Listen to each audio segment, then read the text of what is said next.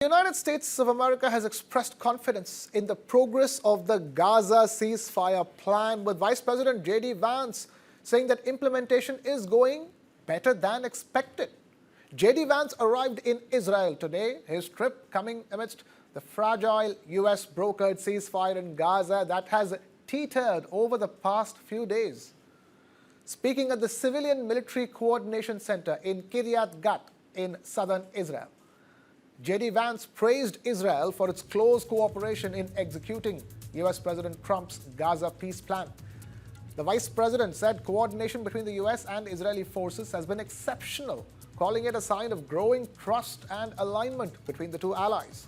He clarified that while American personnel are present in Israel to assist with ceasefire monitoring, there will be no deployment of U.S. troops inside Gaza itself.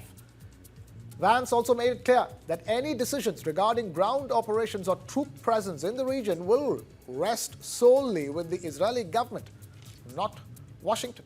He described the current stage of the ceasefire as stable and progressing ahead of expectations, adding that both the U.S. and Israel remain optimistic about maintaining peace and preventing any further escalation. Officials say that the next phase of the plan will involve continued disarmament efforts, humanitarian coordination, and preparations for a transitional administration in Gaza with international support led by the U.S. and key regional partners. The Vice President's remarks underline America's confidence that the Trump-backed Gaza peace framework can hold, provided Hamas adheres to its commitments and Israel's security conditions remain firmly in place. Has to disarm.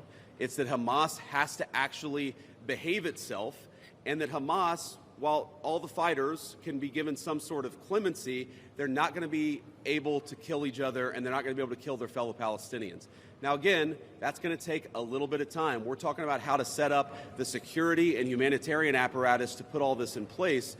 But right now, where I stand, I feel confident that we're going to be in a place where this peace lasts, where it's durable. And if Hamas doesn't cooperate, then as the President of the United States has said, Hamas is going to be obliterated. I think it's important for Americans to know a couple of things. Number one, there are not going to be American boots on the ground in Gaza. The President of the United States has made that very clear. All of our military leadership has made that very clear. What we can do is provide some useful coordination. How do you take, the Gulf Arab states, plus Israel, plus plus the Turks, plus the Indonesians? How do you actually get those folks to work together in a way that actually produces long-term peace? The only real mediators are the United States of America. And so that's the role that we're going to play. I think the American people should be proud of it, but they should know that there are going to be no American boots on the ground in Gaza.